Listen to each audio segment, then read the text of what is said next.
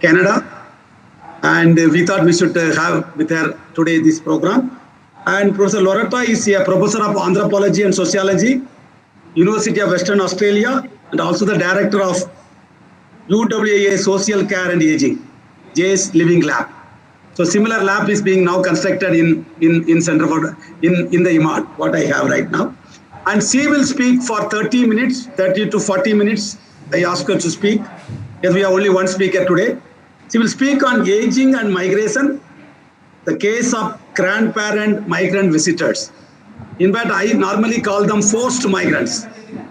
The children forcefully take their parents to the respective countries. I have seen many people even cry and go, because when I go to the new countries, I can't speak the language. The opposite house will be there. So there are other issues, but I would like to hear from Loretta. And once she finishes the thing, it will open for all the audience to have questions, clarification. Then we'll have concluding remarks by Professor U.S. Misra, Center for Development Studies. He is also one of the founding member of the International Institute of Migration Development. With these few remarks, I would like to hand over the floor to Professor T.V. Segar to start the proceedings. Professor T.V. Segar. Okay. Thank you, Professor Rajan. Am I audible? Yes. Okay. And Professor Rajan, Professor Loretta, Professor Misra, and all other participants. It is my great pleasure to be here, and that also on a very, very important day, as we are observing this International Day for Older Persons all over the world. And even in our institute, we are going to have a program at 6 p.m. with Professor Rajan will be joining in that. And when I think about Professor Rajan, of course, he said we are friends for last 30 years. Two things coming to my mind is Rajan is an expert on migration. Rajan is an expert on aging also. But today, Rajan has very effectively combined both his aging and migration. And a theme was identified like aging and migration, the case of grandparent migrant visitors. And Professor Loretta Baldassar, she's the director of the University of Western Australia School of Social Care and Aging, SAGE Living Lab. Loretta, when I hear SAGE, we remember something different. I am heading the SAGE project in India now. That is the World Health Organization sponsored study on global aging and adult health, which is a 6-country study including China, Russian Federation, and other countries, and including India. So we have completed 3 rounds of SAGE survey, and we are finalizing the 3rd round, which survey was carried out in 2019, 2020, and we will be coming out with the report of SAGE shortly, maybe another 4 or 5 months now. So I'm not taking much of the time. I will give my comments after your presentation.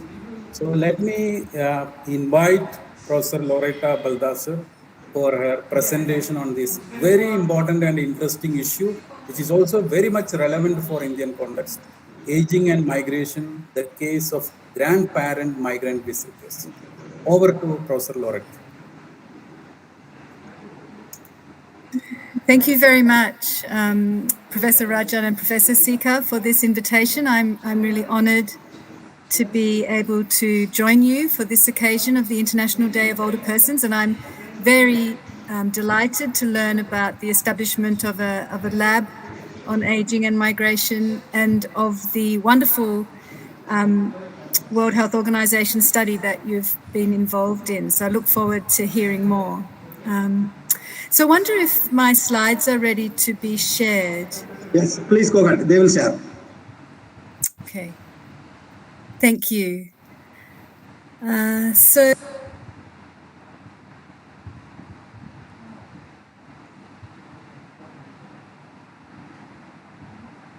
you are muted, Loretta. Can you hear me now? Yes. Okay, sorry about that. So the first slide is, next slide please. So the first slide is actually just a little introduction. Most of my research has been on the experience of transnational families and caring across distance, with a particular focus on caring for elderly parents. And I think these processes of caring across distance in families have become much more familiar to everyone, not just migrant families, due to the current pandemic. When I first started presenting this work at interdisciplinary conferences it's probably 20 years now, my main challenge was really convincing people that it is possible to exchange care across distance.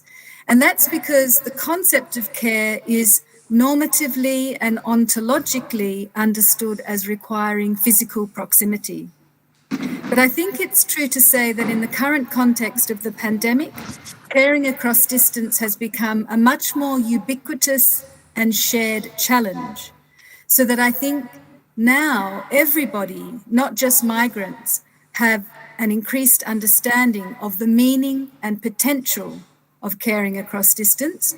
And by that I mean of both physical and virtual co-presence, what in the transnational families literature is called virtual co-presence, being there for each other across distance. Next slide, please. So I took this image from your wonderful website, and a critical feature of transnational family caregiving, or migrants caring across distance, is the importance of visits. From our research, we know that visits are particularly important at certain times of the life course, what we might call crisis moments. And they can be crises for both good and bad reasons. For example, common crisis moment that elicits a visit is the birth of a child or the onset of serious illness. And it's at these times of crisis that visits increase, and grandparent visits to provide informal unpaid childcare are a feature of these crisis moments in migrant families in Australia. Grandparent migrants are a subcategory of ageing migrants more generally. Next slide, please. And Russell King and colleagues, on the next slide. That's it, thank you. Russell King and colleagues came up with this list of different types of older migrants. And our research into ageing migration focuses on some additional types. So they talk about ageing migrants. These are people who migrate as younger people and grow old in the host country.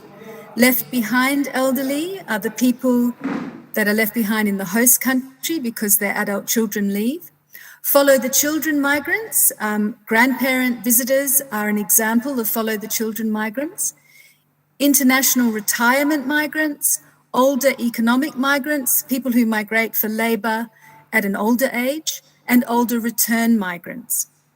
And we, in our research, are adding to this list some additional dimensions, in particular flying grannies, we call them, the grandparent visitors, but also ageing migrants in residential care in host settings. We think that's a particular subgroup of ageing migrants. Ageing migrants at home who rely primarily on distant care support. There are growing numbers of these people. And left behind elderly who rely on distant care support. Next slide, please. Now, transnational ageing is particularly relevant to Australia, as 1 in 3 people over the age of 65 were born overseas, so a very high proportion of our older population. And the ageing of migrant groups, as reflected on this slide, actually reflects the waves of Australian migration history. So in this graph, you can see that our current overseas-born older population is made up mainly of people born in European countries. That's the light blue shaded bars. And you can see that the next waves of older people will increasingly include people born in Asian countries. They're the green shaded bars. So we can see that migrant ageing is going to be a key concern for us into the future. Relatedly, and this is a very interesting point for Australia, about 40% of the aged care workforce are recent migrants. And that proportion of the workforce that is recent migrant increases at the lower skills level of the workforce in aged care. What this graph does not capture about ageing migrants are the increasing numbers of Australian-born older people who may also belong to transnational families because their adult children and grandchildren have moved away. It also does not capture the growing numbers of visiting older people, the grandparent visitors, who are flying in to be with families based in Australia. Next slide, please. There are two key issues that dominate in our research on ageing and migration. The first is the role of digital technologies in ageing well, and the role of digital technologies is central to any discussion of caring for and by older adults in the pandemic, more generally. In both cases, the digital divide, which highlights the relatively limited digital literacy and access of certain older adults, including their need for what we call facilitated digital citizenship, where other people help them to have that access to the internet, is a key challenge. Secondly, mobility rights are a critical dimension of ageing and migration. The current political focus on restrictionist and temporary migration policies in Australia, characterised by immobility or highly conditional mobility, is dramatically affecting the context under which transnational families maintain their caregiving relations. Similarly, the pandemic imposed constraints on travel in Australia, including for family care visits, mirrors some of the restrictions facing in particular migrants on temporary visas. So some migrants are always facing these kinds of border closures, not just during pandemic times. So next slide, please. I just want to make a quick note on data and methods. So the ideas, data, and ethnographic case studies in this paper are drawn from two interconnected projects. The first and main project is the Australian Research Council funded project Ageing and New Media, which I co-lead with Professor Raylene Wilding from La Trobe. And this project explores the role of distance support networks in the well-being of older people across several country of birth groups. And you'll notice that India is one of them, although we haven't begun to process that data yet. So I hope we can come back to you with those findings sometime soon. And it's from this work that we are developing the notions of digital kinning and digital homing, which I will explore in this paper. We've built a fabulous research team, and for the purposes of this paper, I want to acknowledge the contributions of Dr. Katrina Stevens, who collected the China-born sample. I want to use a China grandparent example. Hien Nguyen, who's attending today's presentation. Hien is completing her PhD thesis on growing older overseas, how older Vietnam-born people are experiencing ageing and aged care in Australia. And she includes a sample of grandparent visitors, and I'll be using one of her cases in this presentation. And I myself led the data collection on the Italy-born sample, and I'll include a case from that as well. Next slide, please. The second project of relevance grew out of this ARC project, which led to the establishment of the SAGE Lab, which has been introduced already. What we are doing with the SAGE Lab really is applying our findings about the ways transnational families exchange care with older people across distance to broaden our understanding of issues in ageing, and especially in residential aged care. So our migration and transnational family findings, we are finding have a really important application in residential aged care. And my final example will be from that study. So we've been running, unexpectedly, digital literacy projects in care facilities and developing online communities of care for this purpose. And from this work, the concepts of social care and social ageing have emerged, which focus on the social relational needs of ageing and are also a critique of the dominant medical constructions of care, which tend to overlook these dimensions. Social care includes being attentive to cultural identities, social interaction, personhood, and belonging to support ageing independently and to combat isolation and loneliness. And I don't know if you know, but we've just had a Royal Commission into aged care quality and standards, which had some extremely damning findings. And as a result of that, the Royal Commission has also raised concerns about the lack of social care in the sector. So in the next part of my presentation, I want to focus in particular on grandparent migration. Next slide, please. There are a couple of policy issues I want to highlight by way of introduction. First, I've already mentioned the increase in temporary migration pathways evident in this graph. Since the year 2000, Australia has really shifted from a long history of settlement migration to a more recent history of primarily temporary migration pathways. And this has a big impact on limiting mobility and settlement rights and increasing pressure on transnational families, including for the care and support of older people. Next slide, please. Second, really important policy here is the very limited pathways for parent and grandparent mobility into Australia. There are currently 2 parent migration streams: the non-contributory visa, which is relatively affordable at only 6,000 Australian dollars plus health insurance, but this has a processing period of over 30 years. So we define this as an example of planned administrative slowdown. So most of the people in the queue were not going to live the 30 years needed to get the visa. The second route is the contributory parent visa, which costs around 50,000 Australian dollars. And statistics on numbers of applicants are not available because of the low volume of applications. And this reflects how this is really unaffordable for most people. Very recently, a new set of parent visitor visas have become available. And most of the grandparent visitors that I'll speak about in our study are making great use of these new parent visitor visas. Before the introduction of these visas, they could only visit for limits of 3 months. Even so, the new parent visitor visas usually require parents to be outside of Australia for 6 months in every 18, so they have mobility restrictions within them. And next slide, please. You'll see that these issues have been really targeted in the media during the pandemic because, of course, it's very unreasonable to expect people to leave Australia during the pandemic when we're closing our borders and it's very hard to get back in. And so that's been in the news a lot. Next slide, please. The third and final policy point I want to make is around the policy of ageing in place. And I'm interested to know if ageing in place is a central policy in India as well. It certainly leads the ageing policy in Australia. But what we want to highlight about ageing in place policy is that at the moment it completely overlooks distant forms of care and the importance of distant forms of care and virtual co-presence. It's entirely focused on proximate forms of support. And it will be interesting to see if this policy develops in response to the pandemic, where we've seen non-proximate forms of support begin to be featured more.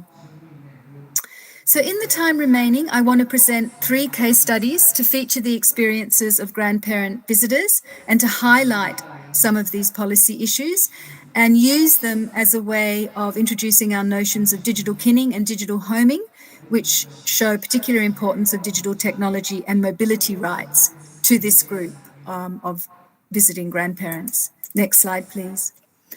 So my first case is from the Italy case study, and it's the case of Rina. Rina lived in Italy and together with her husband had enjoyed visiting their daughter Daniela in Australia regularly. However, when her husband died unexpectedly, Rina's social support network diminished rapidly, as he was the social one who maintained these ties. Rina became depressed and her daughter Daniela decided to arrange for her to take an extended 3-month visit to Australia. 3 months was the limit at the time. The visit went really well and Rina's mental health improved. However, towards the end of her visit, Rina fell and broke her hip and was hospitalised. Reciprocal healthcare benefits between Italy and Australia really helped this situation considerably. However, in hospital, Rina became gravely ill with hospital-acquired pneumonia.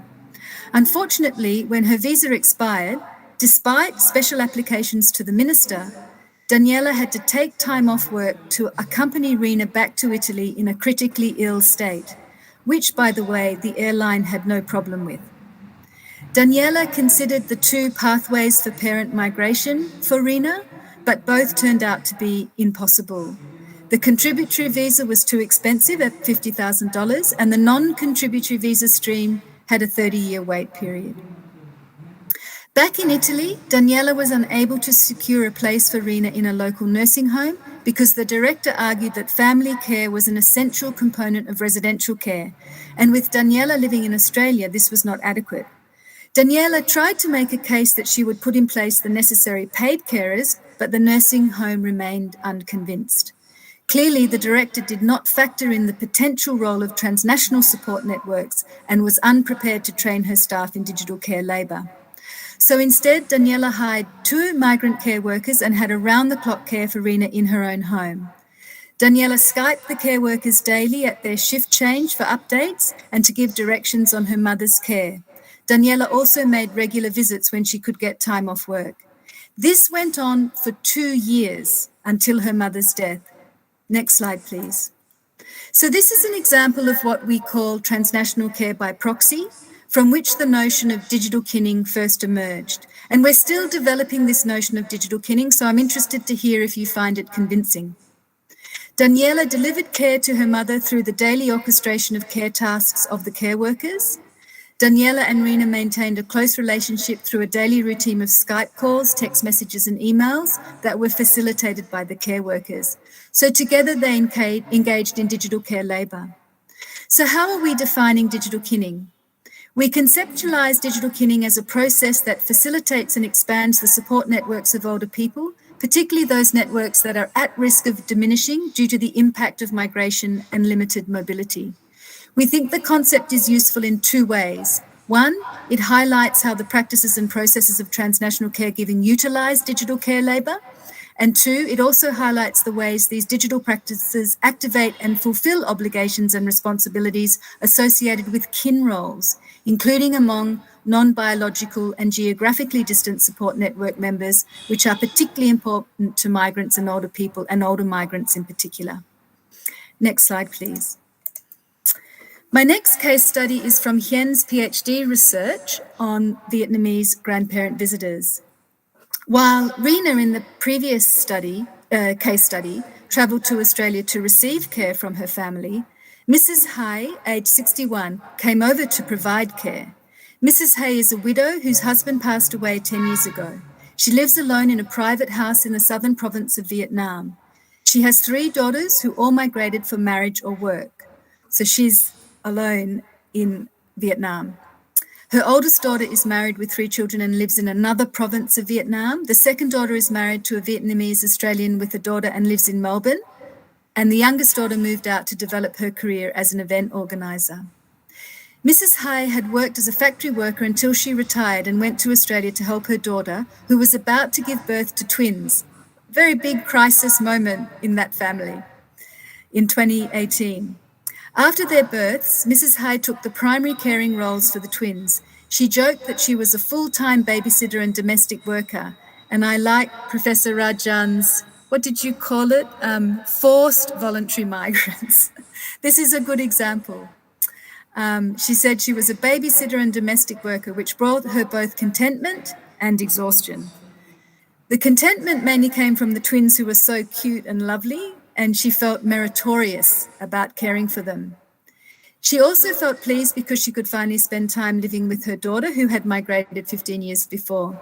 However, she often felt exhausted from the long days of cooking, feeding, bathing, and playing with the twins, as well as cooking, cleaning, and washing for her daughter's other family members, a 13-year-old granddaughter and son-in-law.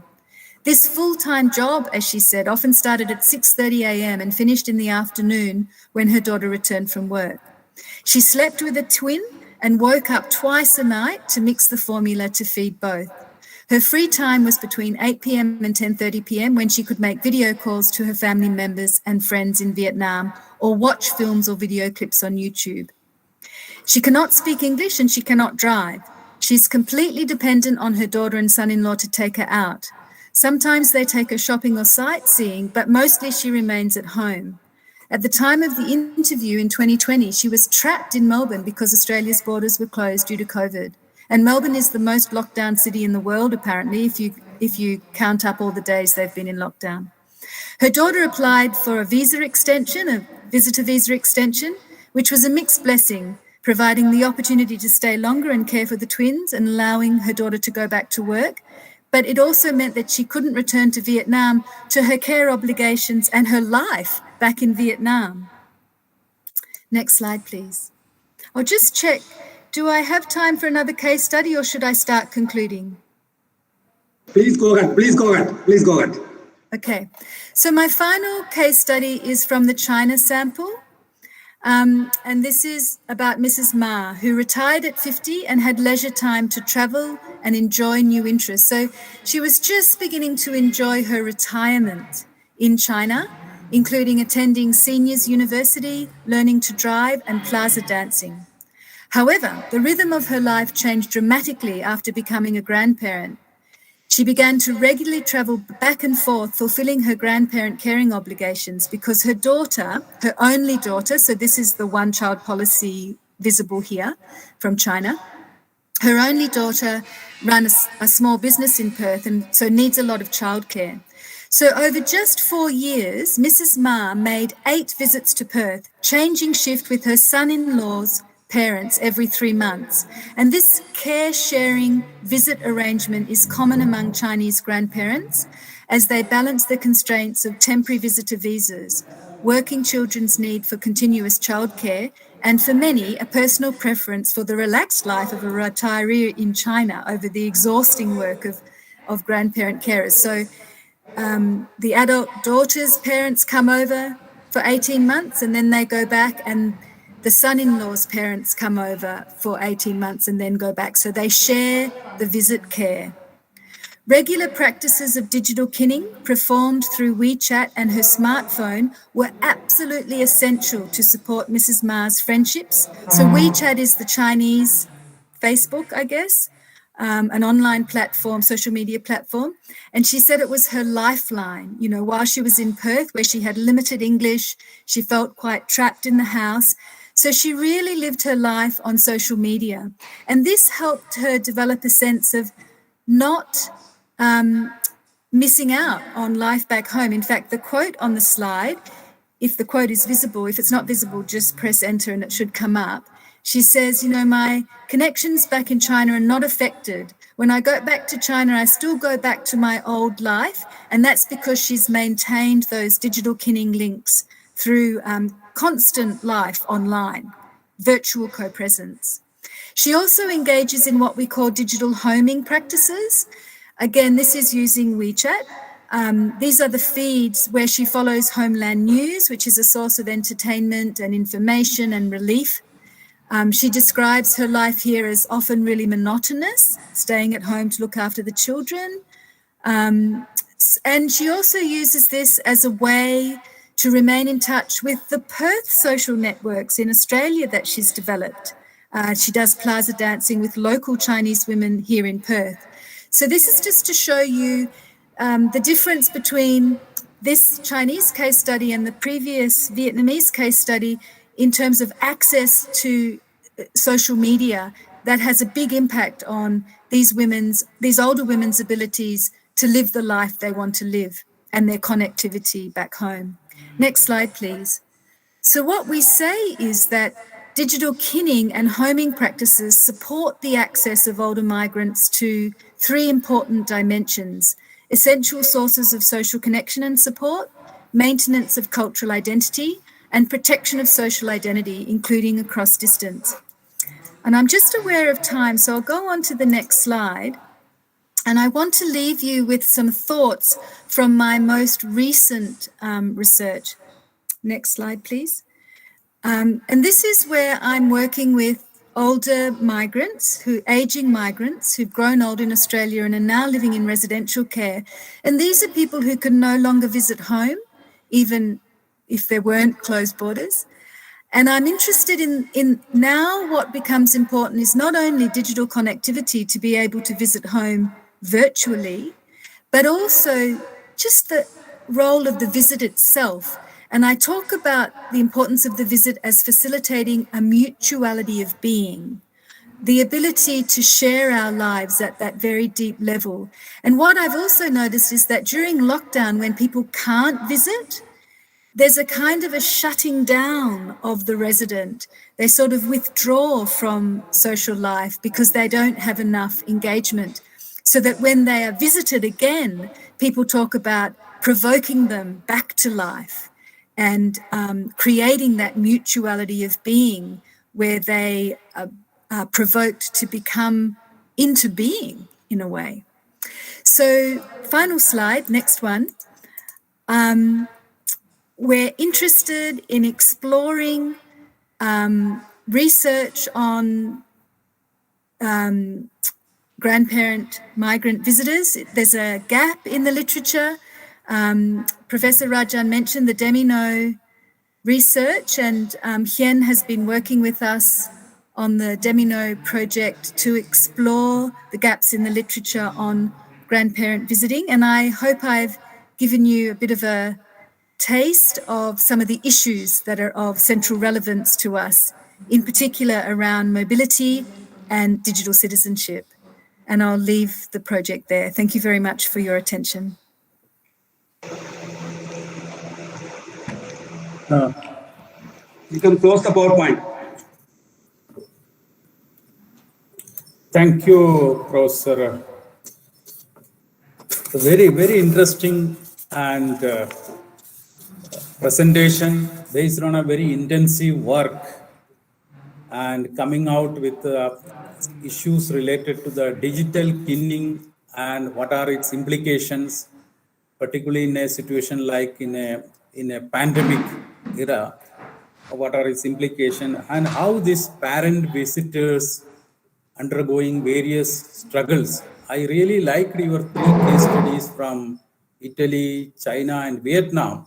And of course, each one is different, but each one really portray real dimensions of help, support, and sacrifice of this older woman in order to take care of their grandchildren or to support their son or a daughter. It is quite a amazing thing. And I also like how the social media is emerging as an important player when we discuss all these issues in this.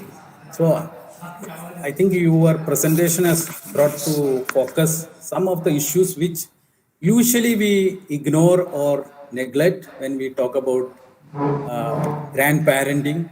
And usually the idea is that grandparenting or caregiving is within the proximity. You have to be living with that person. But the things are undergoing drastic changes. And there is a need for a lot of research and attention on this dimension. How this kind of digital kinning, they helping the younger generation, and how much it is affecting the time, leisure, labor, and in what you said, the life of the older people. Okay, so very interesting. So let me open this presentation for discussion now, for comments, questions, and other things. I think we already have a few questions in the chat box. Segar, you can look at the chat box. I just wanted to ask one question to because it's also for all other people also. Now, like China, many societies in many countries, we are all entering into low fertility syndrome. Many countries, for example, Kerala, our TFR was less than 2 for almost now 25 years. So, and also you have very high skilled migrants. Most of them are not likely to come back, like Punjab, Gujarat, and it's happening everywhere, Philippines, even in Nepal, Bangladesh. So it is going to be I think, it's going to completely take take the lives of the elderly.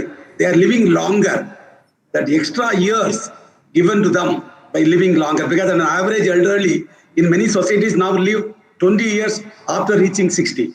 Now the 20 years is spent on what? I think that is something, spend on for themselves or for the children. I think some of them are also highly stressed.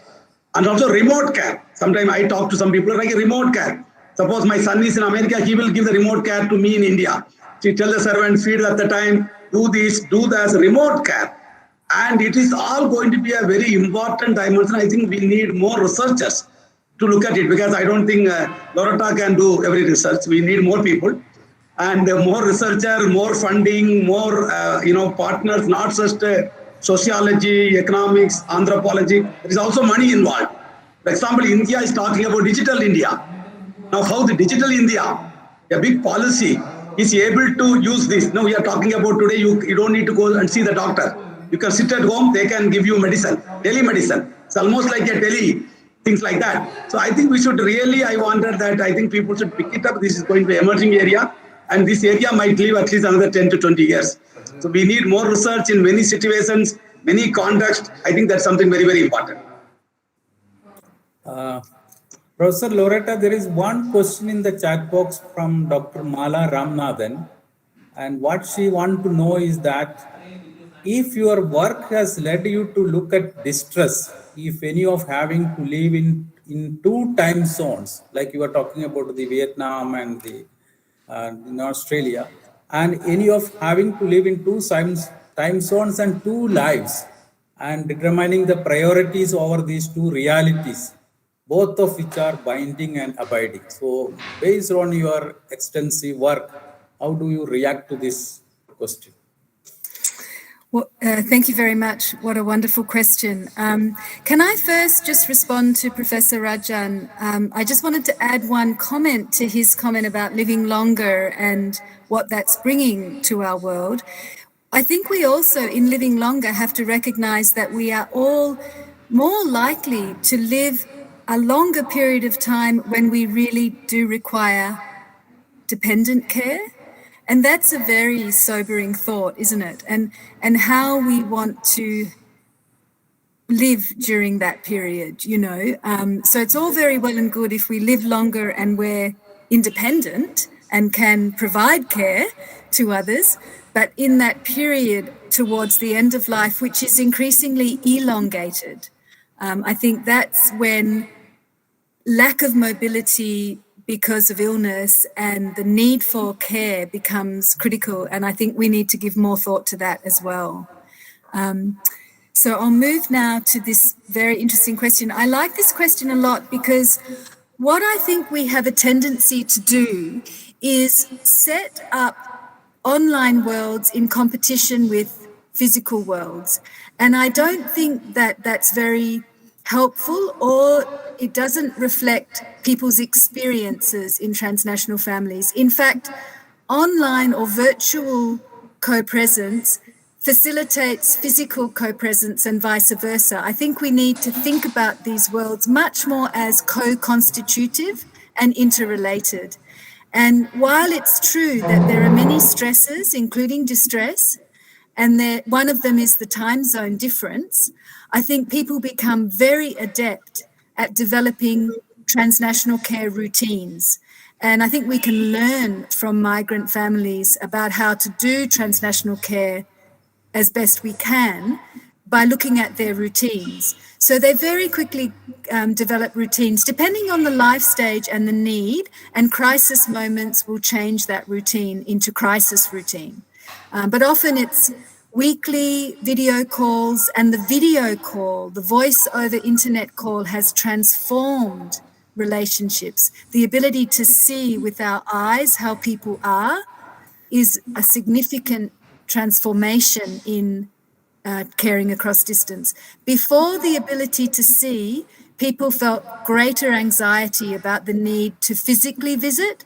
Now, with the ability to see online over video and to engage with children, you know, it's so difficult to engage children on the telephone. They can't write letters, they can't write text messages. How do you engage with your grandchildren over the telephone? Usually they don't want to talk to you, right, when you're on the phone, which is devastating for the older person, but, you know, what can you do? So with a video call, you can basically just let life happen. You can have a meal and granny can be watching you have the meal with the kids. They can do show and tell, they can play games, they can read stories. It's transformed virtual co-presence. So I think my response to that question is to think about these two worlds as co-constitutive and not really in tension, rather in interaction. Okay. Professor Loretta, there is one more question or of a similar lines from Dr. Mala Kapoor Shankardas that is there in the chat box. What she's asking is, if your research has taken up concerns with the quality of life of older people and how such migration is affecting their own needs. of these grandparent visitors? I think probably in your research, Professor Sika, with the World Health Organization, we know that the biggest issue facing older people is ageism. And a lot of that is also self-ageism. I think quality of life is a critical issue for all of us as we grow older, because there's a tendency to assume that older people don't really need a quality of life. I mean, we see that a little bit in the forced voluntary migration of the grandparent visitors. And of course, they themselves say, look, this is both wonderful and exhausting. It's a tension, isn't it? And this is where culture becomes so fascinating. How do we navigate older persons' rights and their care obligations, which they want to provide, but at what point do we start to talk about neglect and abuse and overwork? And so that's a very tricky conversation, isn't it? And if you think about visitor grandparents, they're often living in the households of their adult children, so they don't have anywhere to escape to. They're probably dependent on them for, food and entertainment and everything, really, their whole life. So it's very easy for them to be abused, which is a very strong word, I know, but it could be unintentional neglect. And it could be as a result of assumptions about obligation that are cultural as well.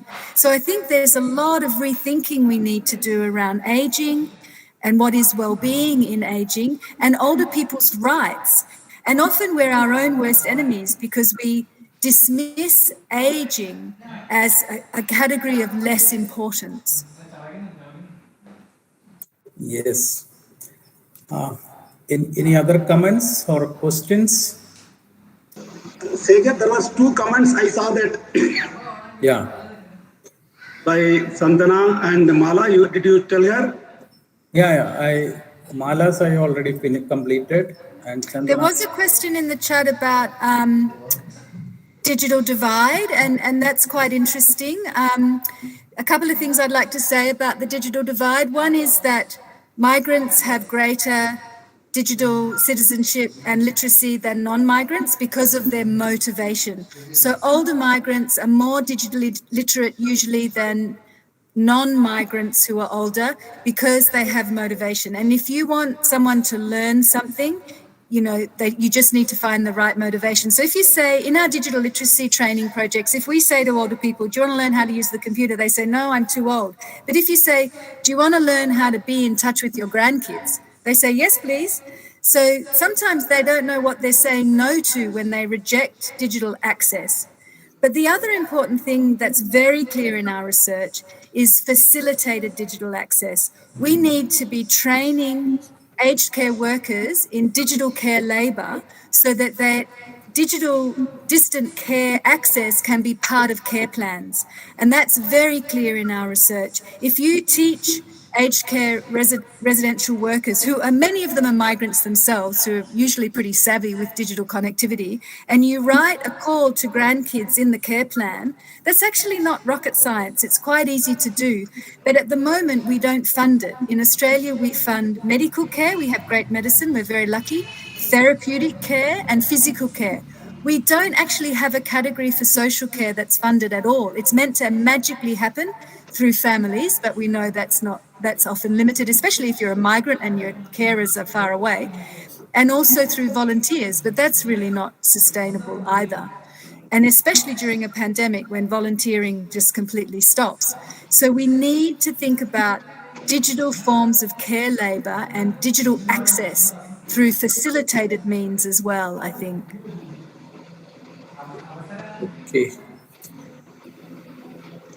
Dr. Shekhar? Yes, I don't want to ask Professor Loretta Bardisar. I just want to add a little bit to this crazy mix of digital killing by a word of caution, because I have been a bystander and observer and participated also in digital killing and caregiving, and have been perturbed by the requirement for, a bit of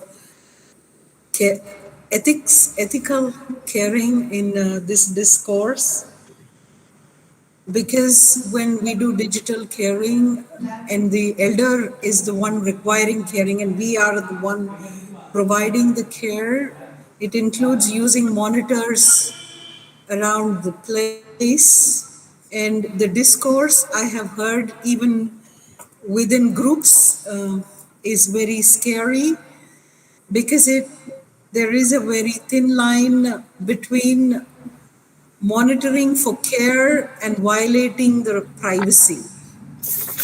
And as I'm also an ethicist, it rings a bell for me with regard to a discourse where an elder in our family, and I am 60, so you can imagine the elder in the family circles, of the discourse about how the elder is evading monitoring and how we need to go there, and things of that kind. And if he has gotten smart enough to evade monitoring, he has a reason for evading. I'm unable to educate groups about it, but I just wanted to, even as we talk about digital kinning, we need to be conscious about certain issues which may crop up in the. I'll give you just 2 minutes, sir, of an example. Please. An elder 75 is not supposed to consume alcohol in my culture. If he was, everyone in the family would go up in smoke. So if he was evading the places from where the monitor can catch him, and this is the potential discourse. On the other hand, yes, we need to monitor alcohol consumption because he's alone, etc. But on the other hand, his privacy rights need to be respected. It's these kind of issues that also need to start, even as we talk about it, and not wait, for things to go wrong and then start that discourse. And I just wanted us all to be alert to this possibility, because this is not a story from Australia. I'm giving you the story from India. Sorry for the long discourse. No, I very much appreciate your comments.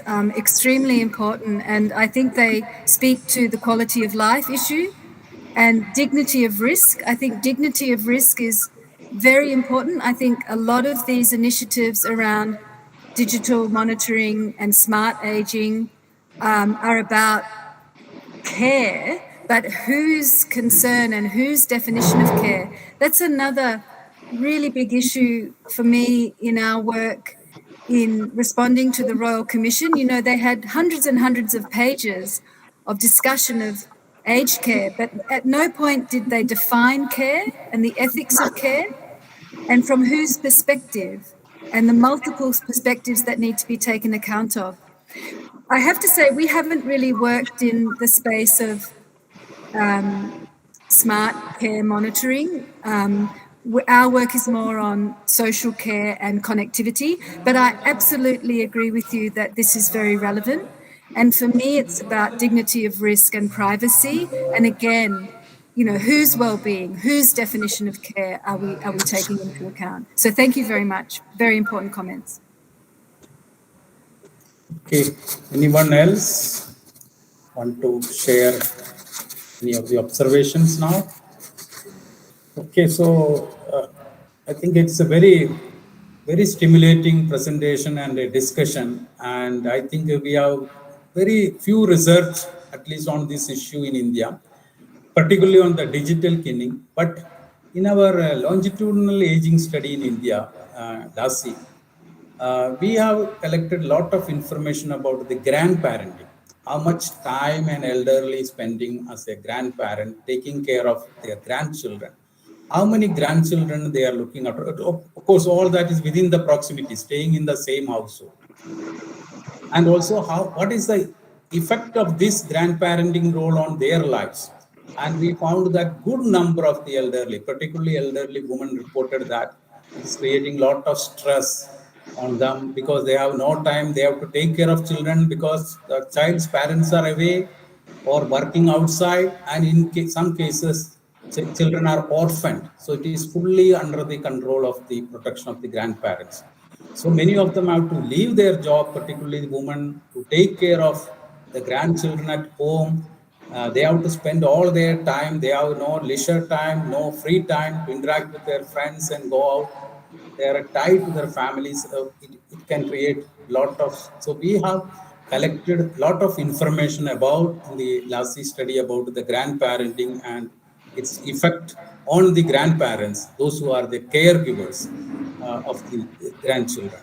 Of course, maybe in the next round of LASI study, which we are planning to undertake next year, we may also try to inquire about the digital way how they are monitoring and supervising their grandchildren, because that is also happening in a big way. So, what I like about your comment, Professor Seeker, is that there are many parallels between proximate families now and transnational families. Many of the same issues are relevant. So when Hien Nguyen did the scoping review research, we looked at transnational family, transnational grandparenting literature, but really the literature that you're dealing with for local families is also relevant in terms of the issues for aging, as Professor Mala also has raised.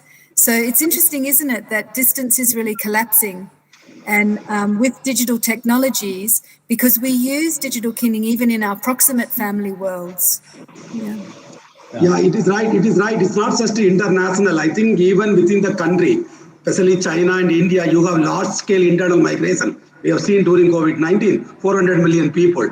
So many times, the parents may be in Kerala, children may be in Delhi. So it's a long distance. So it's not like they can fly out every time. So it's like it is far away from compared to Kerala to say Dubai. Kerala to Delhi is too far. So I think you are right.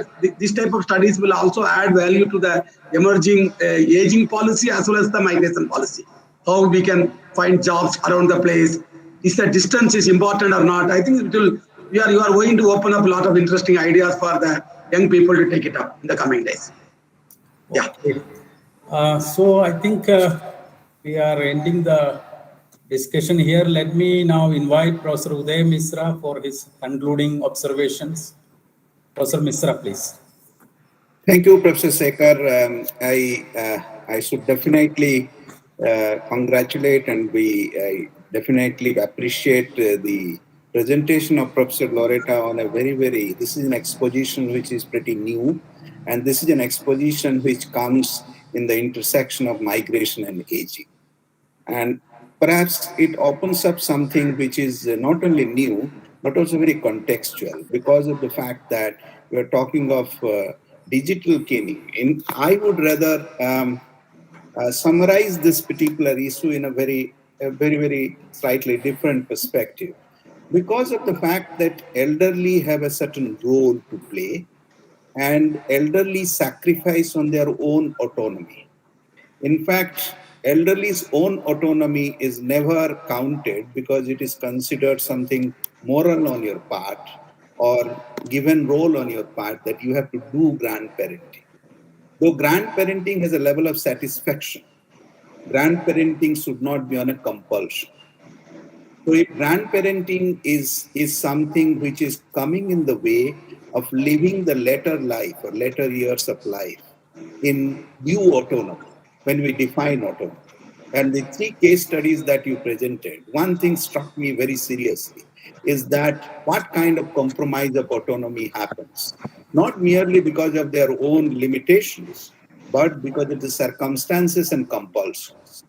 And that is very important to figure in this entire discourse which we talk about when it comes to distance and digital meaning, which you are actually emphasizing. And the second important perspective that comes to my mind is that when we talk about elderly and aging research, now you of course listed out 5-7 list of topics of aging research which are in intersection with migration. I feel that it has more to be looked at from familial transition perspective largely. I'm not talking migration. There is a familial transition which is underway, where actually the role and the functioning itself is getting transformed. Because people becoming parent at a later age, and their children going away, when they become grandparent, do they have the given ability and functionality? We are talking of a developed country like Australia or something, it's fine. But actually, there are many grandparents who wish to have that pleasure of grandparenting, but do not have the functional ability or the physical functioning capacity to even accomplish that. So I think it is on one hand a compulsion, on other hand it is actually a kind of limitation which emerges. It is not a generic thing. And thirdly, this whole dimension of digital thing which you have brought in, perhaps may be working on a very urban setting. But I think if we talk of rural grandparents, where also the mobility is picking up, from rural areas also there are grandparents whose adult children have gone away. Materializing this particular transition itself will be pretty difficult. And in fact, making adapt to digitalization will be a Herculean task. I do not see that this is going to be a very easy reality of tomorrow. So, in fact, this is a challenge, and this is a challenge posed by the emerging mobility pattern that we can see in coming decades. And that mobility pattern becomes a key to this. And in fact, I actually greatly appreciate this particular topic on this day of International Day of Elderly, which is very, very contextual, very, very contemporary, of contemporary relevance. And I congratulate you for giving us a very good, very detailed analysis of your work. And I think we do derive a lot of things for thought from your talk. Thank you very much. Thank you, everyone. Thank you very much. Hope to see you in some another seminar very soon in the IMAD. Thank you. Thank you. Bye-bye. Bye-bye. Thank you. Thank you very much, everyone. Thank you. Thank you. Thank you. Thank you.